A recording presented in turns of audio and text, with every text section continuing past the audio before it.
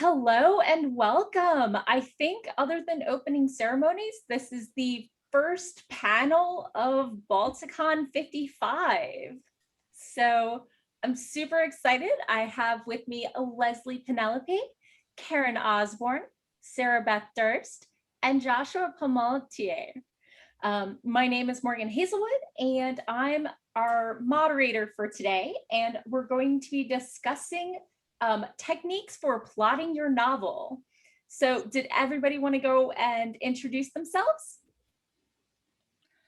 Sure, I will start. I'm Leslie Penelope. I write epic fantasy and paranormal romance.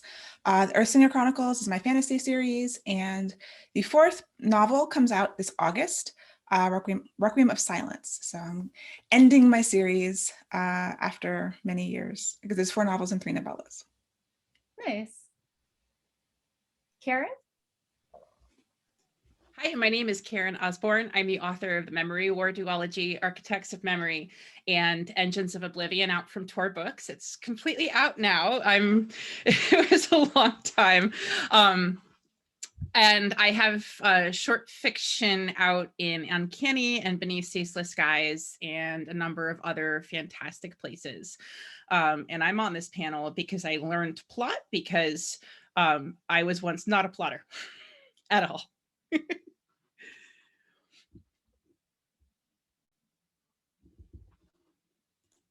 Go ahead, Sarah. Hi, I'm Sarah Beth Durst. I write fantasy for kids, teens, and adults. My newest is, wait, I'm gonna hold it up. The Bone Maker. It just came out from Harper Voyager like a month ago. I have no sense of time anymore. And it's got a lot of bone magic. It's about second chances. I'm very excited about it. It is my 22nd book. My next book for kids comes out on, that one's for adults. My next book is for kids, and that comes out June 15th, and it's called Even and Odd, and it's about 2 sisters and a unicorn named Jeremy. And Joshua. Hey everybody, my name is Joshua Palmatier, and I am a fantasy author with DAW Books. You can get my entire first series in a big, massive trade paperback called The Throne of Amancore, and it's actually pretty cheap on Amazon right at the moment. My most recent series from DAW is starts with Shattering the Ley, and it deals with ley lines and much more modern society than you're used to in a fantasy, I think. I am also the founder and editor for the small press Zombies Need Brains, and if you want to check them out, I'm going to post all the info in the chat. Okay. Awesome. And I suppose I should introduce myself. My name is Morgan Hazelwood. I am a querying fantasy writer. I have several books in various stages. One, obviously, that's actively being queried, and I blog writing tips from the pros and my own writerly musings. So that's where I'm at. So let's start off with talking about what level of plotting we do ourselves. So for me, I like to consider myself a kind of high-level plotter. I basically have a bullet point per assumed chapter. Occasionally, I'll even look at beat sheets to try and pace a little better, and then I ignore it until I get stuck while writing. So let's flip up the order. Joshua, did you want to go first?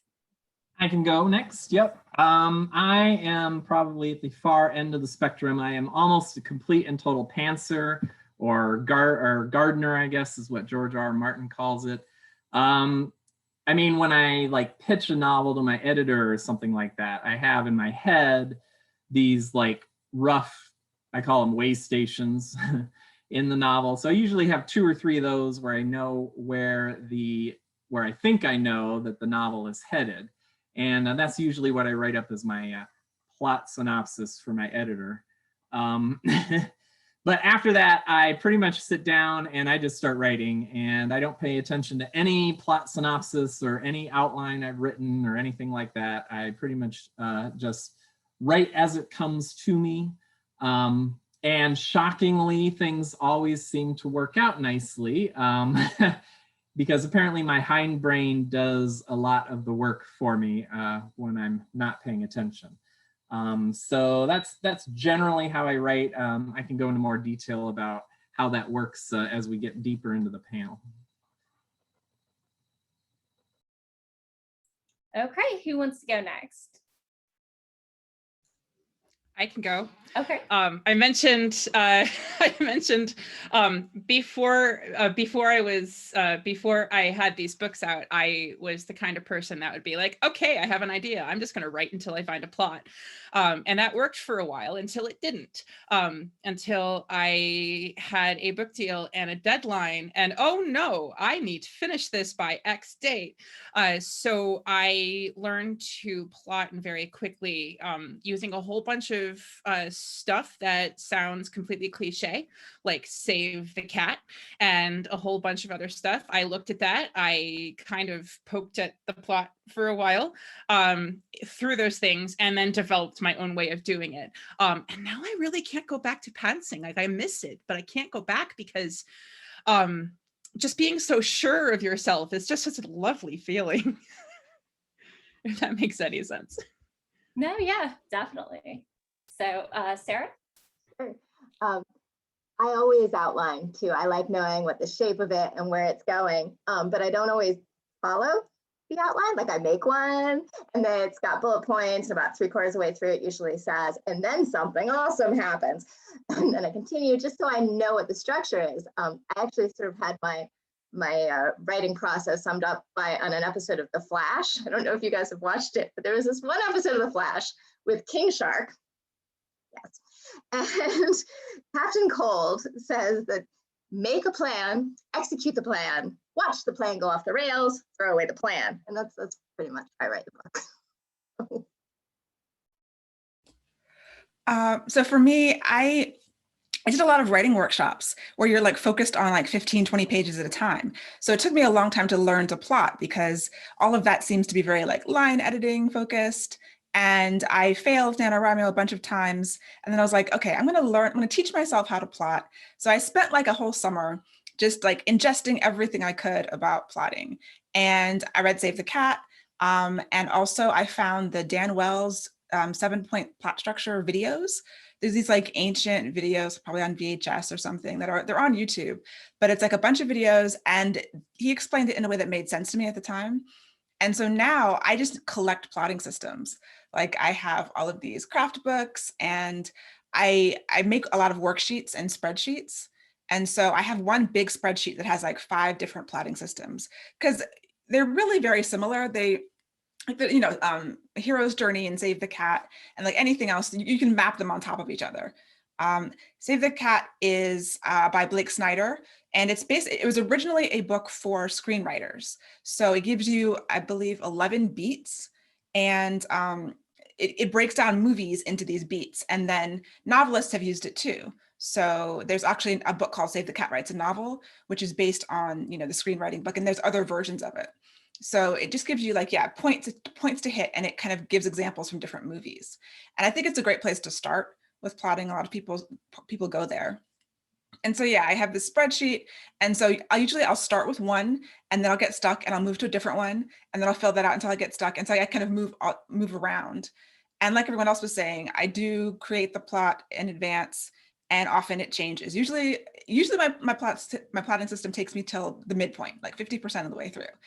And I know when I'm doing it that the last 50% is like just hopes and prayers because it's going to change. And usually I've started with the last couple of books, just stopping at that once I've written the first half and replotting everything, because now I actually know what's going on. Whereas before it was just like, hopes and like thinking I knew what I was doing, but you're not really sure until you get 20, 30,000 words in, I think. Yeah. Most of us are coming in as readers. And so at some level, we instinctively know and recognize if it feels right. But when you're doing it yourself, sometimes it helps to have it laid out in exactly. It looks formulaic, and I know a lot of people hate that, but it works and readers love it. So I think this really transitions us into tools and book recommendations. So for me, one of my favorite places to go is jamiegold.com has like a collection of different beat sheets just for pacing, and some of them are very high level and some of them are way more detailed. And so I'm going to drop that link in there in the chat for y'all. So that's something I use. And something else I do is while I do the high level outline at the beginning, a lot of times after I finish my rough draft, I go through the beat sheets again and make it actually follow that. So just, you know, if you're a complete pantser, you can totally do that. And then when you go to revise, look at those beat sheets and see how you can adjust the pacing to, you know, keep the readers interested and motivated. It's not something you need to do right out the bat. Write and get your story out there and then worry about, you know, the structure. So does anybody else have any thoughts on that? Just wanted to come in with it like a disclaimer for like we're all going to be giving out like lots of writing advice and so forth, and I think everybody would add only if it works for you, and it won't always work for all books, and there are lots of exceptions. Right. I think that's totally true. Like that structure might work perfectly for one book you're doing, and then you might start the next and be like, okay, this isn't at all. I'm going to pants this whole thing, and sometimes that's right for that book, and sometimes it isn't. So you can, some things that work great sometimes won't always, and they won't necessarily work for you, and it doesn't mean you're doing it wrong. I just wanted to say, like, there's no wrong, except if you're like boring in your writing, don't be boring. But other than that, there's no wrong. Yeah, I was going to throw in eventually with what Sarah just said, that you just got to find out what way works for you. I mean, I said I was a total pantser, and I have tried the full outline, I've really detailed outlines. I've tried those before. And what happens for me is that if I start doing a plot synopsis or a heavy duty outline or a really detailed outline, when I sit down to write the book, I'm not interested anymore. It's like the idea is no longer sparkly and and cool, and at that point it becomes like work to actually write it. And so for me, being the total pantser, I found that if I try to do anything ahead of time, it just kills the idea for me, and that's just me. And so, like Sarah said, you've got to figure out, you got to try a bunch of different techniques and figure out what works for you best. And then, like Sarah said, certain projects are going to require different approaches. So you got to figure out when a certain approach is not working for that project, and then figure out how to tweak it so that you can get an approach that does work for that project. And unfortunately, there's no nice thing that you can just say, oh, well, this project is going to require this. It doesn't work that way in real life, unfortunately. And that's very interesting, because I am the exact different way. Like, I thought I was one way, but after writing, you know, God knows how many books, at this point, I realized that I feel the best when I know exactly what's going to happen, and I can just whisk right through the book like I'm, you know, like I'm Aladdin on a magic carpet, like just going, you know, like straight through the sky. I just love that feeling. And so you might be like one, and you might be like the other, and the only way you can really figure that out is to try it a whole bunch of different ways, which is also why you learn these systems, so you can break these systems and find out what rules you like to break every single time, and find out what works for your style, and that becomes your style, that becomes your thing as a writer, and it'll seep into your voice, and your readers will love it, and you'll feel more sure of yourself. And I just love it. For me, my favorite plotting sort of thing is the Snowflake Method. And that's basically because I'm a very visual thinker, and you might, and visual thinker and a visual writer, you might like this if you are. It's basically, you get a big fat sheet on a wall, or like paper on your, and there's software to do it too. I don't use software. I use like a big fat whiteboard, and you start mind mapping. You kind of put like a question in the center, and then you answer it over here. and then you answer it again, and you just start writing things down and seeing how they connect. That works for me because a lot of my books are very complicated political animals with a lot of different things that look together. So if you have something over here and you have something over here, if you're looking at it in a whole perspective, you might go, oh, that character is totally connected to this character. And you might not have seen that. So if that's just not something that helps you as a full-on thing, you might want to try it as like an accessory to Jamie Gold or Save the Cat. And yeah, I'm like Karen, because I feel really grounded when I have a detailed outline, and every day I just sit down, I look at what I'm writing that day and I write it, and I just go through it, and it's just like, yeah. And there's still, because, you know, if the book is 130,000 words and my outline is like 15 pages, there's a lot of pantsing involved still, I find. It's like, I know what's going to happen, but I don't know every detail of what's going to happen. So for me, having that roadmap still allows me all the creativity and all the interest of discovering things as I'm going. Because I still call myself a discovery writer because those moments from point to point, everything between, you know, she does this and then he does that is discovery.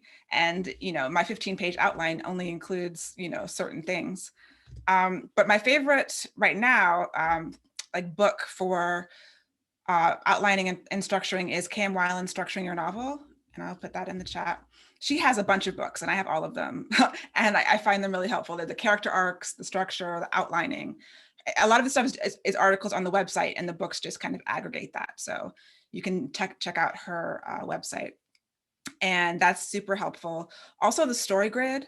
I use the story grid a lot. I listen to the podcast, and I'll put a link to that. So it's a whole method. I consider story grid like a little bit more intermediate advanced. So if you're a beginner, I don't necessarily recommend that one. But if you're kind of really interested in plotting systems, and it was created by an editor who had been editing for like 30 years and needed a way to approach his client's work and to tell them why it was or was not working.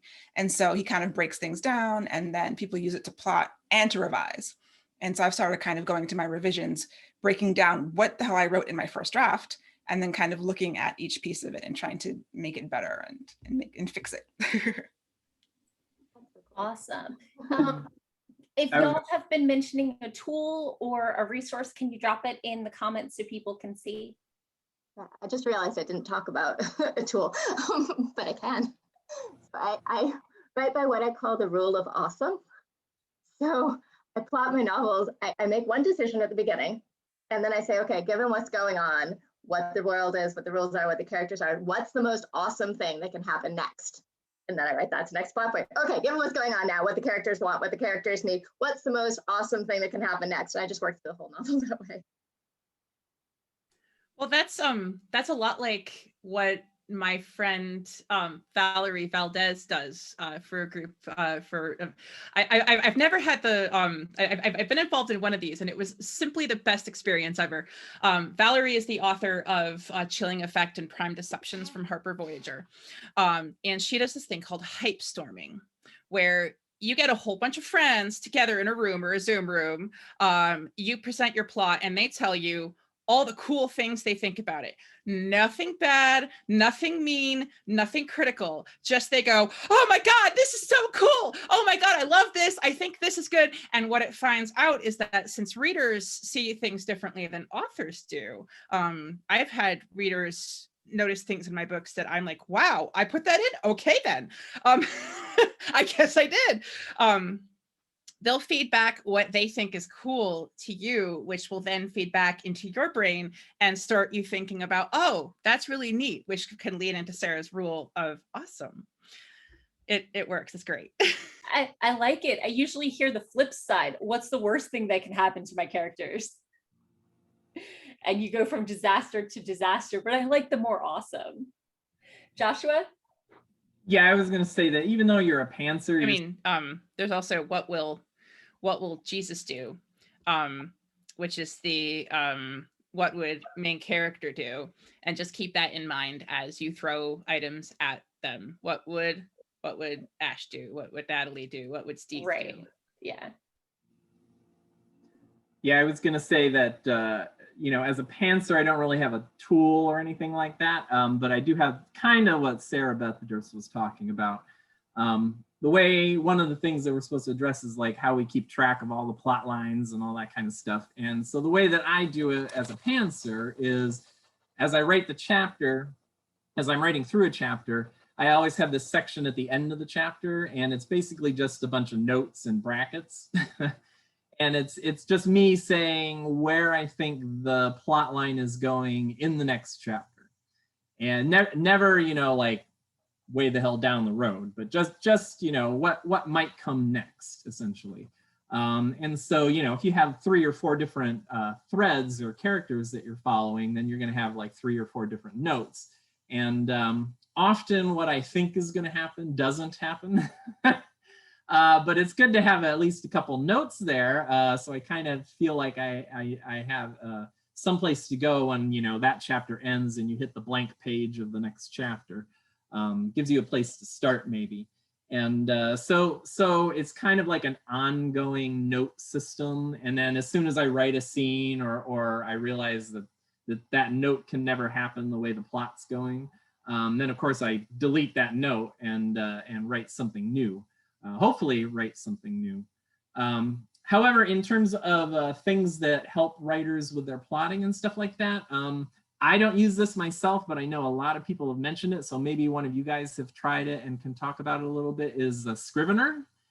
And anybody want to talk anything about Scrivener?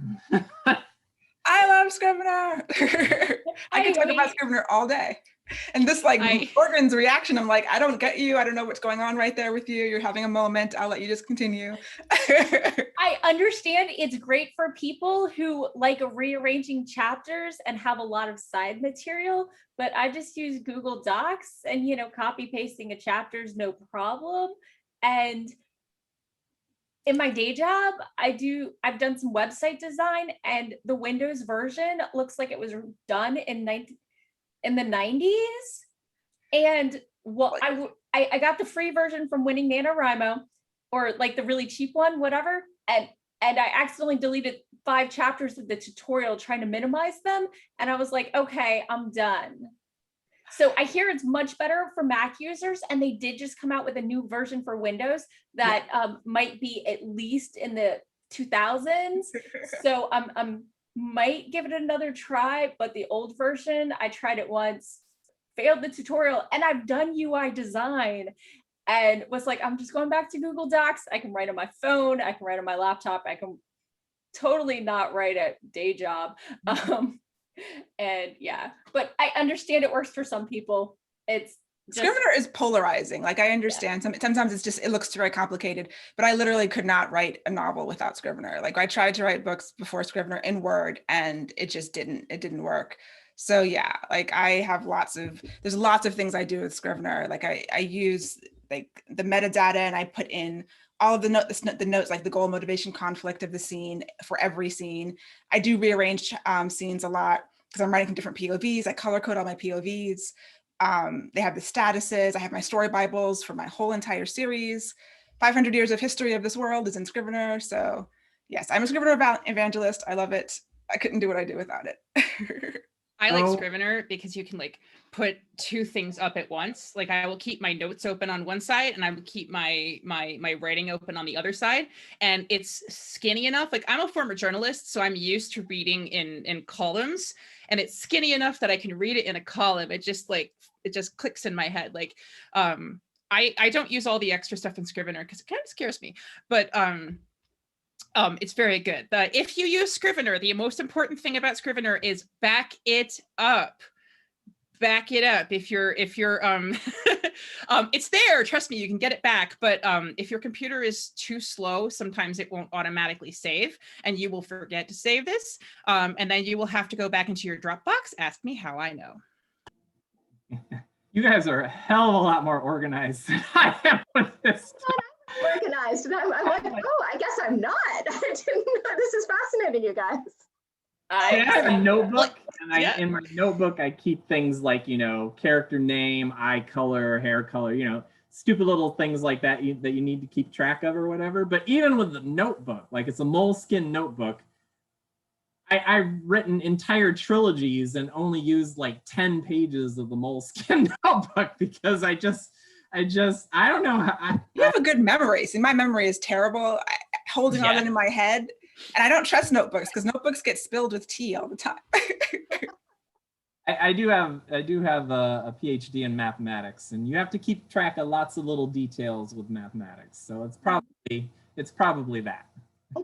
I have a lot of notes in Gmail, draft emails. And once they get big enough, they move to a Google Doc. But I have multiple monitors at home, so I can just open multiple windows. And I'm a former journalist, so I just write everything down. The moment I see something, I write it down because that's what you do.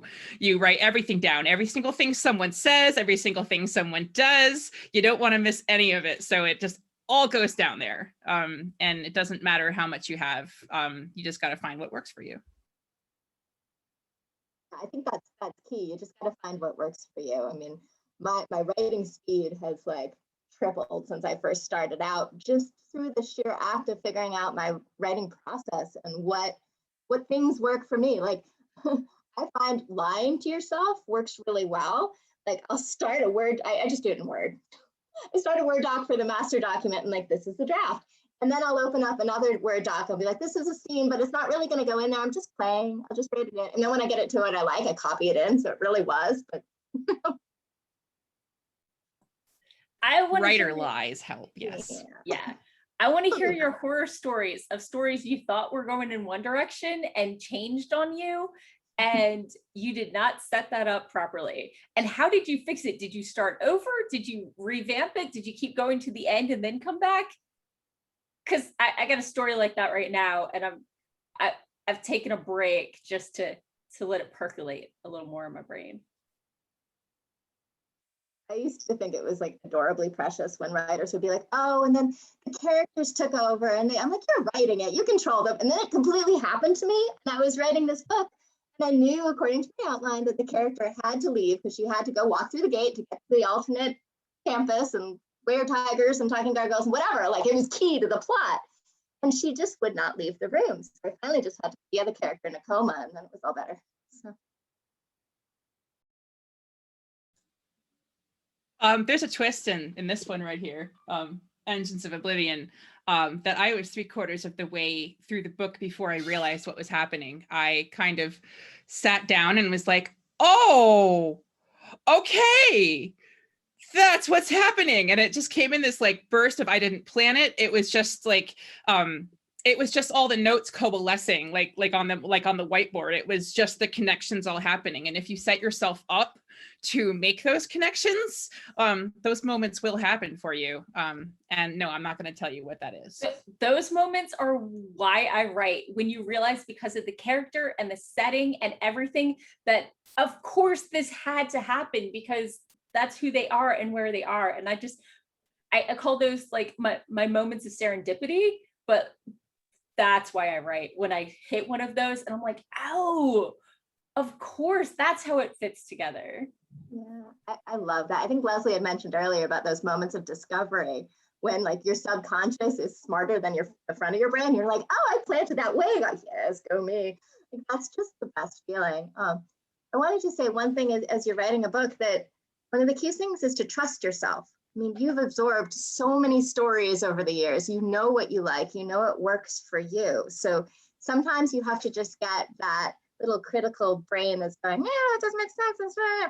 Just be quiet, like play it some music and make it go sing along with it, and get your brain to shut up long enough to get work done. And sometimes that's where the best stories can come out of, when you're just trusting yourself and believing in your story and your characters. I have two examples of disasters. The first one's a novel one. When I was writing The Vacant Throne, this was the first series I'd sold. This was the third book in the series, and I sold it to DAW. And of course, you know, DAW, before they bought all three books, they wanted like a synopsis, plot, outline, something, which of course I don't do. So I wrote what I thought was going to happen in book 3 and sold the book based off of that outline or whatever. And then I sat down to write the book, you know, and this is like got to be a year after I sold it.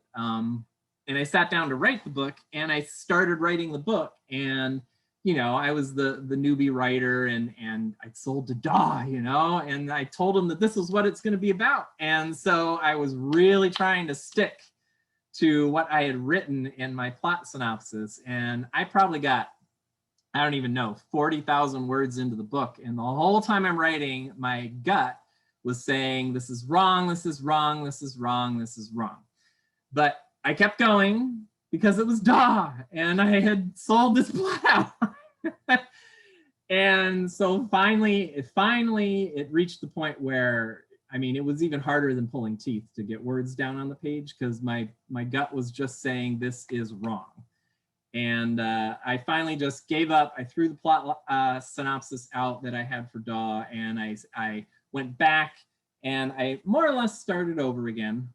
And, you know, I had fleshed out some of the characters and knew more about the characters and stuff, but plot-wise, I threw all the plot out and I just started writing it as a pantser, no idea where it was going, and it turned out to be a much, much better book than I had in my plot synopsis. And the good news was that when I handed it in and I said, hey, this is nothing like what I sold you,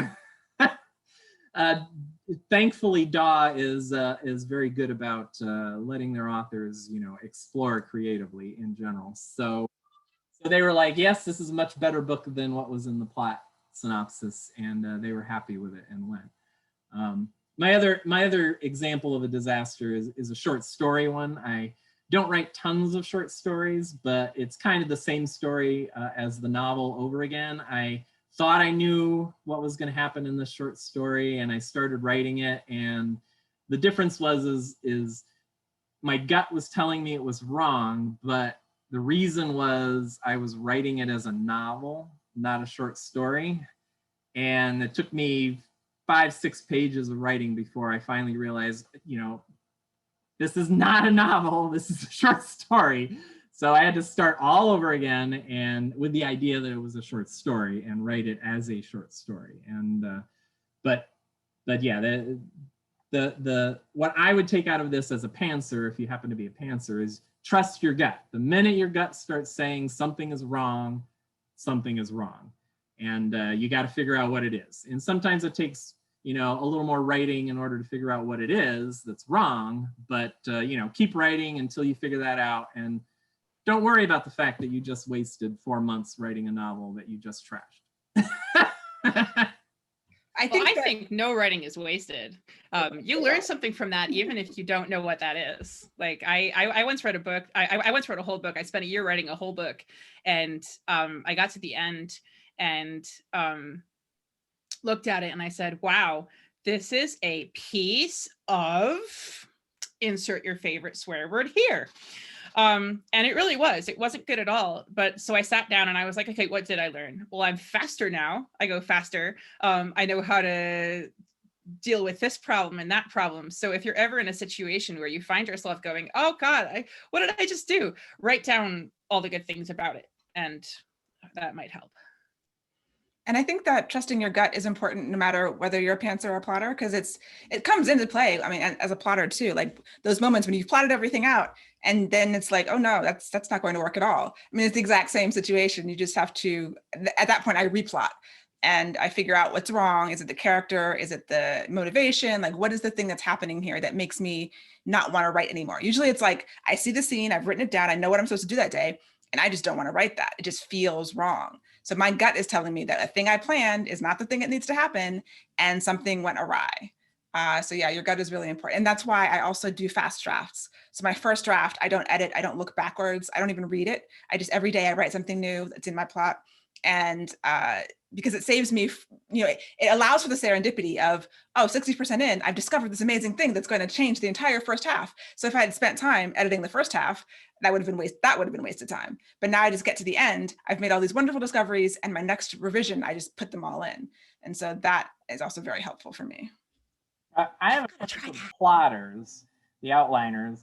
Do you, when you do your plot and your outline, do you write in order, or do you like skip around scene to scene? How is it that you actually, you know, I just lost the word. How do you actually?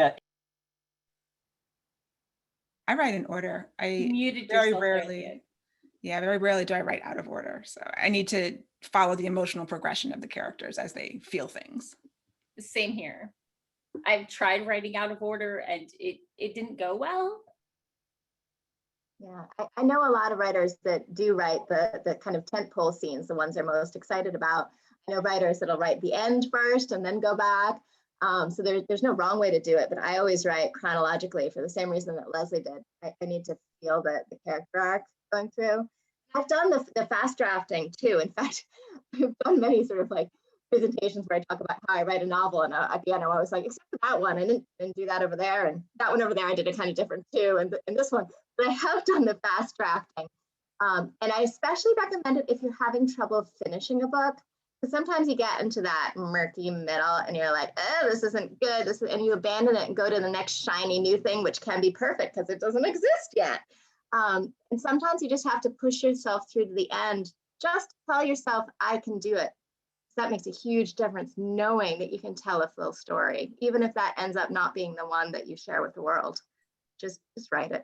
Yeah, I think I fast draft everything. All my full-length stuff has been drafted during NaNoWriMo, or at least the first 50,000. That doesn't get me to the end of the story unless it's like middle grade, but. I do the first 30,000 in order, and then I jump around based on what I want to do that day. I have a toddler, and if I feel like I want to do something fun, and I have 20 minutes, I figure out what 20-minute thing, what 20-minute piece I can write, and I go write that. Because when you have a toddler, you have to get what writing time you can. Okay, so I think we're ready to start looking at the questions. We've got a little less than 15 minutes left. So the first question was, does anyone use an outline? I think we've answered that. I use a very high level one and then ignore it until I get stuck, but it's in my head where I'm going. I like to know where I'm going, even if I don't actually, it doesn't look like what I thought it would at the end, it's still a direction to go. So, and I think Sarah and Karen obviously are outliners, and Joshua and Leslie not so much. I outline. I have detailed outline. Oh, right. I'm sorry. Always good to know where you're going, even if you take a circuitous route to get there. Exactly. Depends on what book it is. I mean, I wrote my book Fire and Heights, which is Where Dragons Ocean's 11. It's a heist, and you have to plot it out, because I tried not, and they're hard, because there are all these little moving pieces, and you got to get all the little pieces to work together, otherwise it all falls apart. So that one I heavily outlined, but then some others I've just gone with it and see what happens. So even the same person might do it different ways. Okay, next audience question is from David Griffith. What do people think about Randy Ingermenson's Snowflake Method? Is it useful by itself or best when used with another tool? I haven't used it, so I can't speak to it. I know Karen said she used it. I tried it, and it just doesn't really work for me. And my brain doesn't work that way. So I've always used it with different sorts of things. I think it really depends on how visual a thinker you are, whether you see things in diagrams or you don't see things in diagrams. If you're the kind of person that opens up like the newspaper and goes, "Ooh, a diagram, now I understand it," the Snowflake Method might be for you. If you read or speak, or if you're the kind of person that like sits down for a lecture and likes to listen to the lecture, you might want to choose a different sort of thing. Again, experiment, see if it works. I never really used it alone, but it's a fabulous way to do it. I think the question was wondering what tools work best with it. Do you have anything you would recommend? Oh, Jamie Gold. Jamie Gold's sheets. She has tons. Jamie is a romance writer, so take that into account, but there are lots of really good sort of ways. Also, the story grid is also something I've used in concert with the Snowflake method. I think that works really well. Story grid is also good for visual people because it's right there in the spreadsheet and you see everything at once.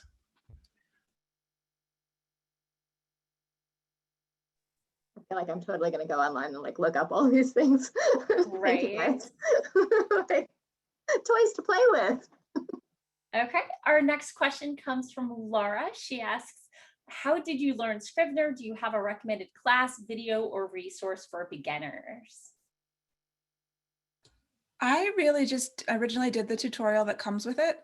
I don't think I took any classes or anything, and just start small, you know, just as a word processor, and then, you know, look at the other features. No one uses all of the features. There are 500 million features in Scrivener and nobody uses them all. So it's like, if you're having an issue, like for me, the snapshots are amazing. Every day I write a new scene, I go back and revise the scene before, so I make a snapshot of it. So every time I touch a scene, it keeps its own backup of just that scene. And like things like that. So part of it could be, I mean, if you're the type of person who really learns well with the class, there's plenty of classes and books and courses about Scrivener. But I really just like hands-on, so I kind of just dived in and then started, you know, looking at the things I didn't know how to do and decided, is that something that I need? Oh no, I don't need that. So I'm gonna ignore it completely and just use the things that I use. Just like you write. Yeah, I wish I had a way of, I wish I had a better something to say about this than I had a friend teach me. But I had a friend who was good at it, sit down with me and teach me how to use it. And I don't use snapshots. They drive me bonkers. That's so weird. They give me a sense of security. Like if I change the scene and I don't like it, I can go back.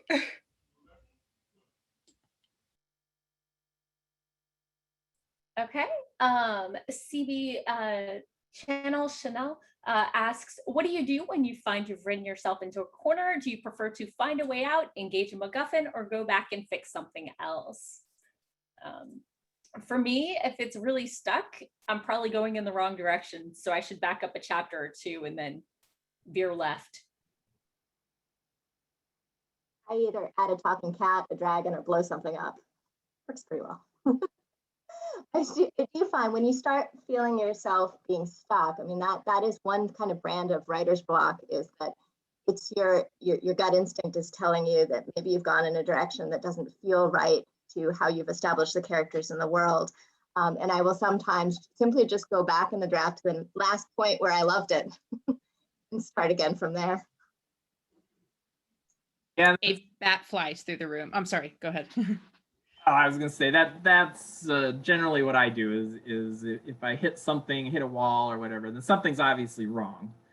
And so you have to figure out what's wrong and then go back and trash things and start over again earlier or whatever.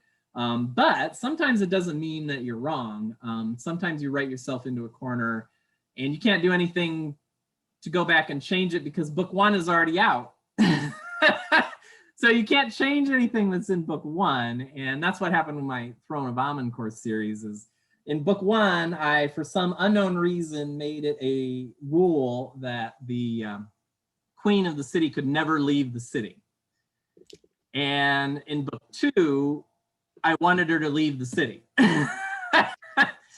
And so I kind of had written myself into a corner there. And so my point here is that sometimes when you've written yourself into a corner, you need to take that opportunity to do something really creative. Like I had to do something creative with my magic system so that I could get my queen out of the city.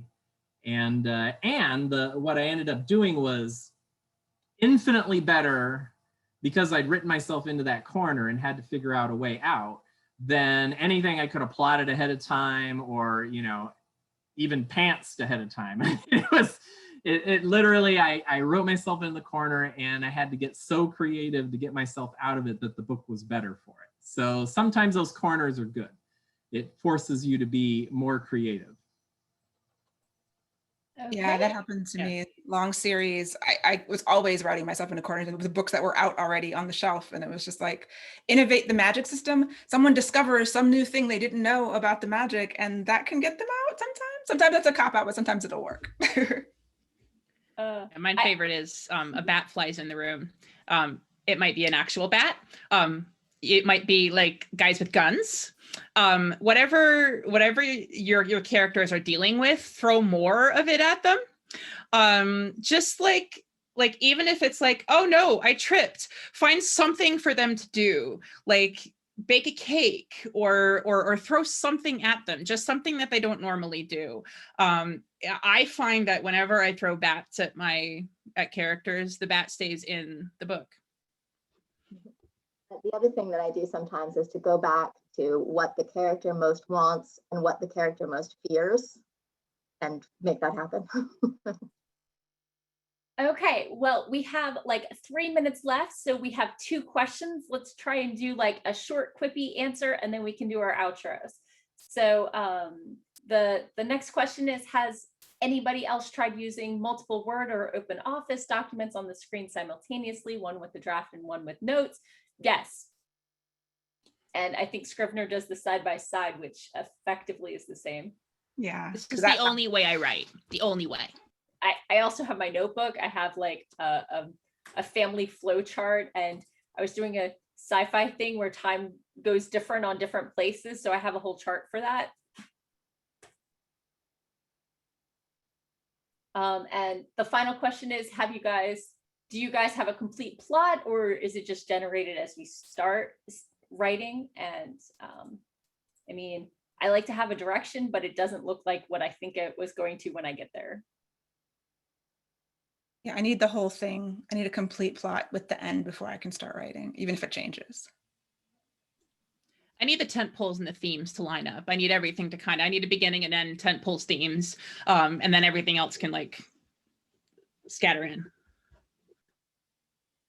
I just have a couple ideas, and I head toward those ideas and see what happens. Yeah, I'm kind of in between that. I need to know it's a book. I'm good. Does it have is the skeleton book shaped, or is it like, a badger? I don't know. Okay, let's go ahead and give our outros. Tell people where to find you, what you have out, and let's start with Joshua. Okay, you can find me and Zombies Need Brains at our web pages. It's just joshuapalmatier.com and zombiesneedbrains.com. We're on Facebook as well, so Joshua B. Palmatier on Facebook, and then Zombies Need Brains on Facebook. And on Twitter, you can find me at Ben Tate Author, which is a long story that I won't get into. And you can find me at ZNB LLC. And there's also a Patreon page. So if you want to support the small press or myself through the Patreon, there's lots of extra goodies and stuff going on there. I'm at lpenelope.com. I'm on Twitter and Instagram at Leslie Penelope with a Y, Leslie, L-E-S-L-Y-E. And yeah, Requiem of Silence comes out in August. I also have a podcast called My Imaginary Friends, where I talk about the writing process every week and a week in the life of an author. Sarah? I'll be doing a reading at 4:00 if anybody wants to come hang out with me and listen. I'm online at sarahbeththirst.com and on social media at sarahbeththirst. Is my book, Bone Magic, Monster Racing, Bloodthirsty Nature Spirits, Girl and Dragon, and so forth. Karen? Hi, I'm Karen Osborne. Everything is kind of linked from my Twitter at KarenThology, KarenOsborne.com. And tonight I am doing a concert with my friend Daphne Arthur of Celtic music at 8:30 in the Con Suite. So it should be fun. And you can find my books, Architects of Memory and Engines of Oblivion, wherever books are sold. And I'm Morgan Hazelwood. You can find me everywhere online as Morgan Hazelwood, except Twitter, because someone's sitting on an unused account for 10 years where I'm Morgan Hazelwood. Rue. I blog writing tips from the pros and my own writerly musings. So if you want it in blog format, video format, or podcast, I got you covered. I'm also a voice for Anansi's Storytime. It's an audio drama podcast, and we're doing a After Dark Mad Libs version tonight, so come check us out. So thank you all for coming. I think we're going to be trying out the whole Gather Town thing for our after panel discussion.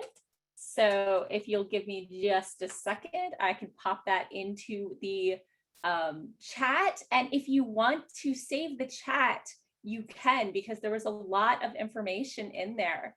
So if you click on the dots right near the bottom of the chat, you'll see Save Chat. So that can be super helpful. And let's see, where'd the Gather link go? Sorry. There we go. It was posted once in the chat already. Okay, I just wanted to make sure people can find it. So I'm headed there now. So thank you so much. Bye. Well, Thank you, everyone. Bye. Thanks for coming.